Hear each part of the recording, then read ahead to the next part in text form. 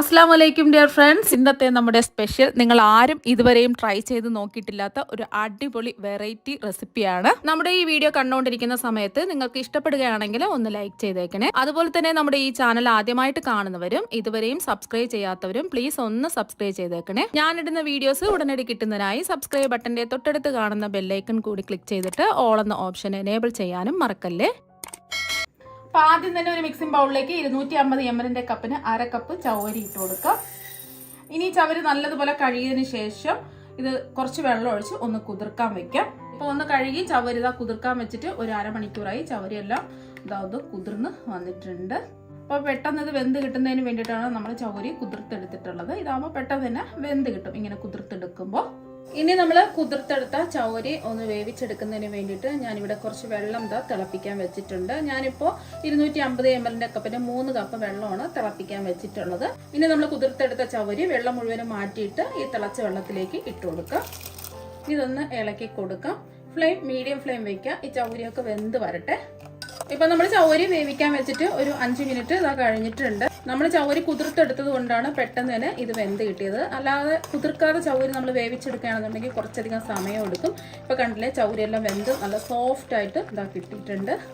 ഇനി ഇതിന്റെ വെള്ളമെല്ലാം ഒന്ന് ഊറ്റിക്കളഞ്ഞതിന് ശേഷം വീണ്ടും കുറച്ച് പച്ചവെള്ളത്തിലിട്ട് വെച്ചിട്ട് വീണ്ടും ഒന്ന് അരിച്ചു വെക്കുക. അല്ലാന്നുണ്ടെങ്കിൽ ഇത് ഒട്ടിപ്പിടിക്കും. നല്ല പശയുള്ളതാണല്ലോ ഈ ചവരി. അപ്പം ആ പശപ്പൊക്കെ ഒന്ന് മാറി കിട്ടുന്നതിന് വേണ്ടിയിട്ട് വീണ്ടും നമ്മൾ അരിച്ചൊഴിച്ചിട്ട് വീണ്ടും പച്ചവെള്ളത്തിലിട്ട് നമ്മൾ ഒന്ന് അരിച്ചെടുത്ത് വെക്കുക. ഇനി നമുക്ക് കുറച്ച് ശർക്കര പാനി ഒന്ന് ഉരുക്കിയെടുക്കണം. അതിന് വേണ്ടിയിട്ട് ഞാൻ ഒരു പാത്രത്തിലേക്ക് 250 ml കപ്പിന് 2 കപ്പ് ശർക്കരയാണ് ഇട്ടെടുക്കുന്നത്. അപ്പോൾ രണ്ടാമത്തെ കപ്പ് ശർക്കരയും കൂടി ഇട്ട് കൊടുക്കാം. ഞാനിപ്പോൾ എടുത്തിട്ടുള്ള ശർക്കര 400 ഗ്രാം ശർക്കരയാണ്.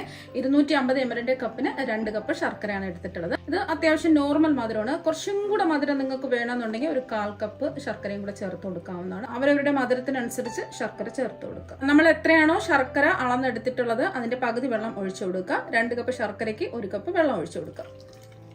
ഇനി മീഡിയം ഫ്ലെയിം വെച്ചിട്ട് ശർക്കര ഒന്ന് ഉരുക്കിയെടുക്കാം. ഒരു നൂൽപ്പാവൊന്നും ആവേണ്ട ആവശ്യമില്ല. നമ്മൾ ശർക്കര പൊടിച്ചെടുത്തത് കൊണ്ട് പെട്ടെന്ന് തന്നെ അത് ഉരുക്കി കിട്ടും. ഒന്ന് തിളച്ച് കിട്ടിയാൽ മാത്രം മതി. ഫ്ലെയിം മീഡിയം ഫ്ലെയിം വെച്ച് കൊടുക്കുക. ഇതുപോലെ ഒന്ന് ഇളക്കി കൊടുക്കുക. ശർക്കര എല്ലാം ഒന്ന് ഉരുക്കി വരട്ടെ. ഇപ്പൊ കണ്ടില്ലേ, ഒന്ന് തിളച്ച് വന്നപ്പോൾ തന്നെ ശർക്കര എല്ലാം മെൽറ്റായി കിട്ടിയിട്ടുണ്ട്. ഇത്രയും മതി. ഇനി നമുക്ക് ഫ്ലെയിം ഓഫ് ആക്കാം.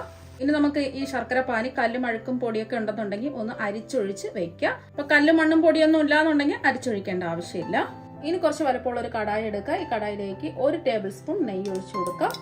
നെയ്യ് ഒന്ന് ചൂടാവട്ടെ.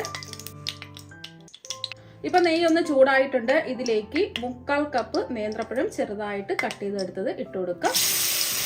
അതുപോലെ തന്നെ ഒരു 3/4 കപ്പ് ചെറുപഴം ചെറുതായിട്ട് കട്ട് ചെയ്തും കൂടി ഇട്ട് കൊടുക്കാം. ഞാലിപ്പൂവൻ പഴമാണ്. ഇനി ഇതിലേക്ക് 3/4 കപ്പ് ആപ്പിള് ചെറുതായിട്ട് കട്ട് ചെയ്തെടുത്തത് ഇട്ട് കൊടുക്കാം. അപ്പം മീഡിയം സൈസ് ഒരു ആപ്പിളാണ് കട്ട് ചെയ്തെടുത്തിട്ടുള്ളത്. അപ്പൊ നിങ്ങൾക്ക് ഇതിലേക്ക് ഇഷ്ടമുള്ള ഫ്രൂട്ട്സ് ഒക്കെ ഇട്ട് കൊടുക്കാവുന്നതാണ്.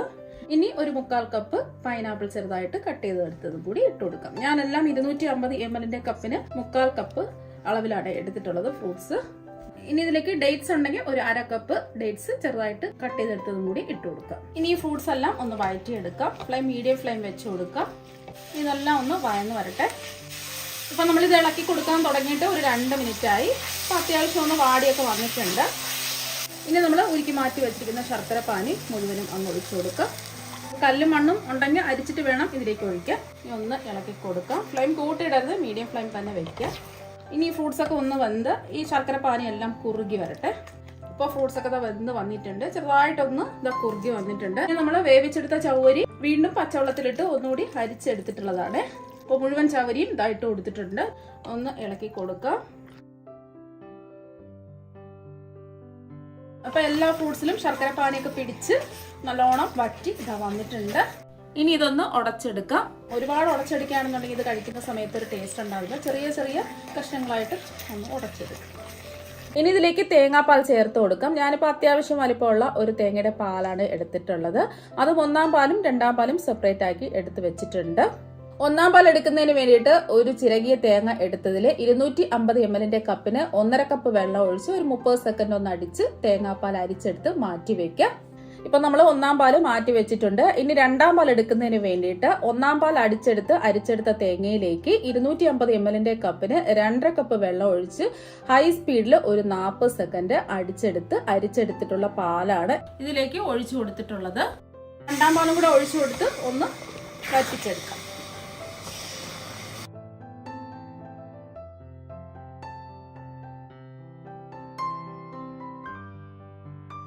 എല്ലാം വറ്റി കുറുകി വന്നിട്ടുണ്ട്. രണ്ടാം പാൽ ഒഴിച്ച് വേണം ഇങ്ങനെ വറ്റിച്ച് കുറുക്കി എടുക്കാൻ വേണ്ടിയിട്ട്. നമ്മൾ ഒന്നാം പാൽ ഒഴിച്ചതിന് ശേഷം പിന്നെ തിളപ്പിക്കാനേ പാടില്ല. ഇനി ഇതിലേക്ക് നമുക്ക് ഒന്നാം പാൽ ഒഴിച്ചു കൊടുക്കാം. അതിന് നമുക്ക് ഫ്ലെയിം കുറച്ച് വെച്ചതിന് ശേഷം ഇതിലേക്ക് ഒന്നാം പാൽ ഒഴിച്ചു കൊടുക്കാം. നല്ല കട്ടിയുള്ള കുറുകിയ 1.5 കപ്പ് ഒന്നാം പാലാണ്. നമ്മൾ ചിരകിയെടുത്ത ഒരു തേങ്ങയിൽ 1.5 കപ്പ് വെള്ളം ഒഴിച്ചിട്ട് ഒന്ന് അടിച്ചെടുത്തിട്ടുള്ളതാണ്. ഇനി ഒന്ന് ഇളക്കി കൊടുക്കാം. തിളപ്പിക്കാനേ പാടില്ല, ജസ്റ്റ് ഒന്ന് ഇളക്കി കൊടുത്താൽ മതി.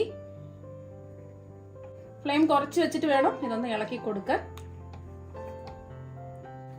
ഒന്നാം പാലും കൂടെ ചേർത്ത് എല്ലാം ഒന്ന് യോജിപ്പിച്ചെടുത്തിട്ടുണ്ട്. ഇത്രയും മതി. ഇപ്പൊ നല്ലതുപോലെ ഒന്ന് ചൂടായിട്ടുണ്ട്. തിളയ്ക്കാനേ പാടില്ല. ഇനി ഫ്ലെയിം ഓഫ് ആക്കാം. ഇനി മധുരം ഒന്ന് ബാലൻസ് ചെയ്യാൻ വേണ്ടിയിട്ട് നമുക്ക് ഒരു നുള്ളിപ്പ് ഇട്ട് കൊടുക്കാം. ഇപ്പൊ ഞാൻ 5 ഏലക്കയുടെ തൊണ്ട് കളഞ്ഞിട്ട് ഒന്ന് ചതച്ചെടുത്തിട്ടുള്ളതാണ്. ഒരു 1/2 ടീസ്പൂൺ ഉണ്ടാവും. ഈ ഏലക്ക ചതച്ചത് ഇതിലേക്ക് ഇട്ട് കൊടുക്കാം. ഏലക്ക പൊടിയാണെന്നുണ്ടെങ്കിൽ 1 ടീസ്പൂൺ ഇട്ട് കൊടുക്കുക. 1 ടീസ്പൂൺ എന്ന് പറയുമ്പോൾ പഞ്ചസാരയും കൂട്ടി ചേർത്ത് ഏലക്ക പൊടിയാണെന്നുണ്ടെങ്കിൽ 1 ടീസ്പൂൺ ഇട്ട് കൊടുക്കാം.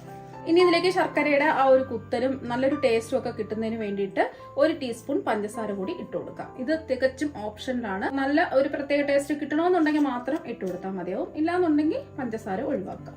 ഇതും കൂടെ ചേർത്ത് എല്ലാം ഒന്ന് ഇളക്കി കൊടുക്കാം. ഓഫ് ആക്കിയിട്ടാണ് ഞാൻ ഇതെല്ലാം ചേർത്ത് കൊടുത്തിട്ടുള്ളത്. നിങ്ങൾക്ക് ഇതിൽ വേണമെന്നുണ്ടെങ്കിൽ ചുക്കുപൊടിയും ഒരു 1/4 ടീസ്പൂൺ ചേർത്ത് കൊടുക്കാം. ഞാനിപ്പോൾ ചുക്കുപൊടിയൊന്നും ചേർക്കുന്നില്ല. അപ്പം ഇത്രയും മതി. ഏലക്ക ഒന്ന് ചതച്ച് മാത്രമേ ഇട്ട് കൊടുത്തിട്ടുള്ളൂ.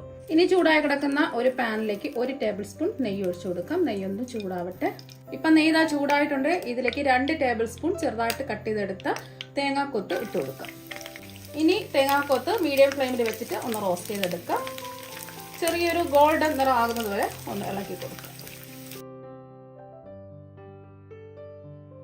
ഇപ്പൊ തേങ്ങാക്കൊത്തെല്ലാം ചെറിയൊരു ഗോൾഡൻ നിറം ആയിട്ടുണ്ട്. ഇതിലേക്ക് 2 ടേബിൾ സ്പൂൺ കശുവണ്ടി കൂടി ഇട്ട് കൊടുക്കാം. കശുവണ്ടി ഉണ്ടെങ്കിൽ ഇട്ട് കൊടുക്കാം.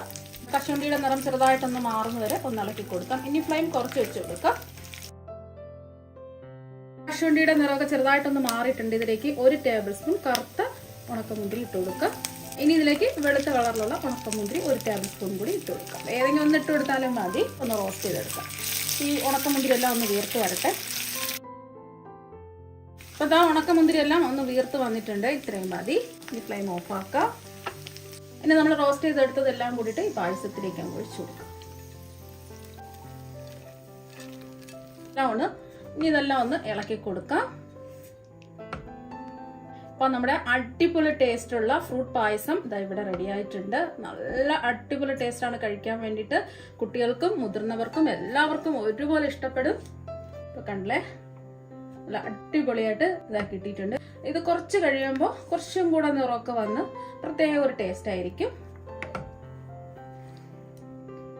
ഇനി ഇത് ഒരു പാത്രത്തിലേക്ക് മാറ്റും. വളരെ എളുപ്പത്തിൽ റെഡിയാക്കി എടുക്കാൻ പറ്റുന്ന മിക്സഡ് ഫ്രൂട്ട് പായസം ഇവിടെ റെഡി ആയിട്ടുണ്ട്. പെട്ടെന്ന് നമുക്ക് റെഡിയാക്കി എടുക്കാൻ പറ്റും. വീട്ടിലുള്ള ഫ്രൂട്ട്സ് വെച്ചിട്ട് തന്നെ ചെയ്തെടുക്കാൻ പറ്റും. നല്ല അടിപൊളി ടേസ്റ്റ് ആണ്. ഇപ്പൊ കണ്ടില്ലേ, നമ്മൾ കുറച്ച് സമയം കഴിഞ്ഞപ്പോൾ ഇതിന്റെ കളറൊക്കെ മാറി കുറച്ചും കൂടെ കളറൊക്കെ വന്ന് ചെറുതായിട്ടൊന്ന് കുറുകിയൊക്കെ വന്നിട്ടുണ്ട്. അപ്പൊ നിങ്ങൾ എല്ലാവരും ഈ ഫ്രൂട്ട് പായസം ഒന്ന് റെഡിയാക്കി നോക്കുക. അപ്പൊ കണ്ടില്ലേ, നല്ല അടിപൊളിയായിട്ട് ഇരിപ്പുണ്ട്. കുറച്ചും കൂടെ കളറൊക്കെ വന്ന് നല്ല അടിപൊളിയായിട്ട് ഇരിപ്പുണ്ട്. അപ്പൊ നിങ്ങൾ എല്ലാവരും ഈ ഫ്രൂട്ട് പായസം ഒരു പ്രാവശ്യം ഒന്ന് തയ്യാറാക്കി നോക്കുക. തീർച്ചയായും നിങ്ങൾക്ക് എല്ലാവർക്കും ഒരുപാട് ഇഷ്ടമാകും. അപ്പൊ നമുക്ക് മറ്റൊരു വെറൈറ്റി വീഡിയോ ആയിട്ട് വീണ്ടും കാണാം. താങ്ക്